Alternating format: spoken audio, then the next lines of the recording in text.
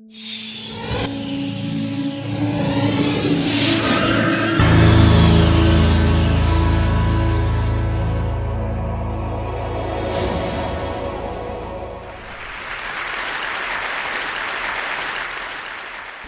do you explain when things don't go as we assume? Or better, how do you explain when others are able to achieve things that seem to defy all of the assumptions? For example, why is Apple so innovative? Year after year after year after year, they're more innovative than all their competition. And yet, they're just a computer company. They're just like everyone else. They have the same access to the same talent, the same agencies, the same consultants, the same media. Then why is it that they seem to have something different? Why is it that Martin Luther King led the civil rights movement? He wasn't the only man who suffered in a pre-civil rights America, and he certainly wasn't the only great orator of the day. Why him? And why is it that the Wright brothers were able to figure out controlled powered manned flight when there were certainly other teams who were better qualified, better funded, and they didn't achieve powered manned flight, and the Wright brothers beat them to it? There's something else at play here.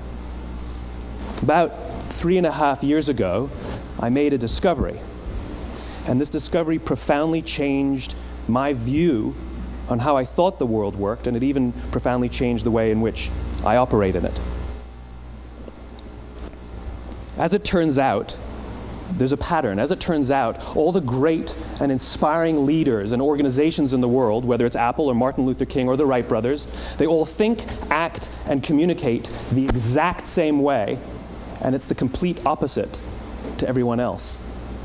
All I did was codify it.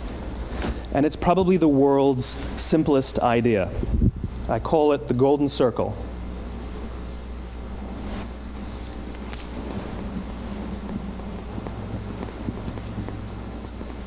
Why, how, what? This little idea explains why some organizations and some leaders are able to inspire where others aren't. Let me define the terms really quickly. Every single person, every single organization on the planet knows what they do, 100%. Some know how they do it, whether you call it your differentiating value proposition or your proprietary process or your USP. But very, very few people or organizations know why they do what they do. And by why, I don't mean to make a profit. That's a result. It's always a result. By why, I mean what's your purpose? What's your cause? What's your belief? Why does your organization exist? Why do you get out of bed in the morning? And why should anyone care? Well, as a result, the way we think, the way we act, the way we communicate is from the outside in. It's obvious. We go from the clearest thing to the fuzziest thing. But the inspired leaders and the inspired organizations, regardless of their size, regardless of their industry, all think, act, and communicate from the inside out. Let me give you an example. I use Apple because they're easy to understand and everybody gets it. If Apple were like everyone else, a marketing message from them might sound like this. We make great computers. They're beautifully designed, simple to use, and user-friendly. Want to buy one? Meh.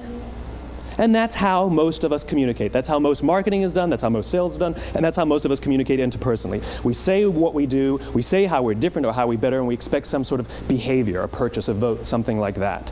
Here's our new law firm. We have the best lawyers with the biggest clients. We have, we always perform for our clients, do business with us. Here's our new car. It gets great gas mileage. It has, leather seats. Buy our car. But it's uninspiring. Here's how Apple actually communicates. Everything we do, we believe in challenging the status quo. We believe in thinking differently. The way we challenge the status quo is by making our products beautifully designed, simple to use, and user-friendly. We just happen to make great computers. Want to buy one? Totally different, right? You ready to buy a computer from me? All I did was reverse the order of the information. What it proves to us is that people don't buy what you do, people buy why you do it. People don't buy what you do, they buy why you do it. This explains why every single person in this room is perfectly comfortable buying a computer from Apple. But we're also perfectly comfortable buying an MP3 player from Apple, or a phone from Apple, or a DVR from Apple. But as I said before, Apple's just a computer company. There's nothing that distinguishes them structurally from any of their competitors. Their competitors are all equally qualified to make all of these products. In fact, they tried. A few years ago, Gateway came out with flat-screen TVs. They're eminently qualified to make flat-screen TVs. They've been making flat-screen monitors for years. Nobody bought one. And Dell came out with MP3 players and PDAs. And they make great quality products, and they can make perfectly well-designed products, and nobody bought one.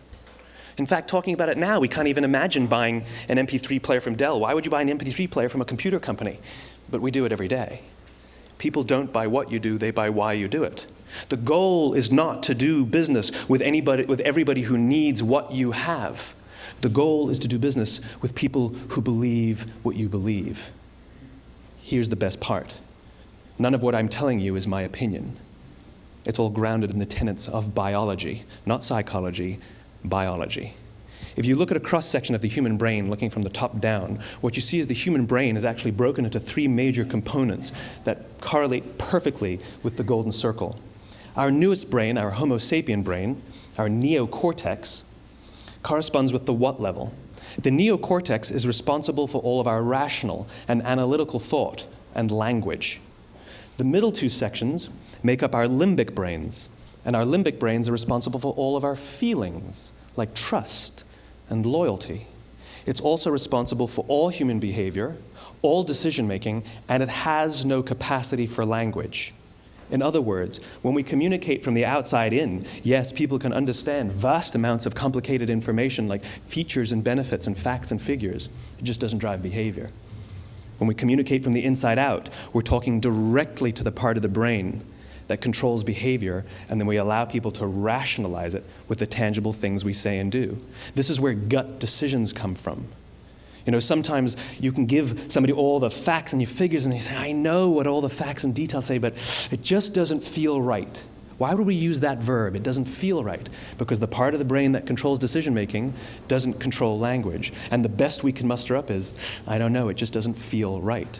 Or sometimes you say you're leading with your heart or you're leading with your soul. Well, I hate to break it to you, those aren't other body parts controlling your behavior. It's all happening here in your limbic brain, the part of the brain that controls decision-making and not language. But if you don't know why you do what you do, and people respond to why you do what you do, then how will you ever get people to vote for you or buy something from you, or more importantly, be loyal and want to be a part of what it is that you do?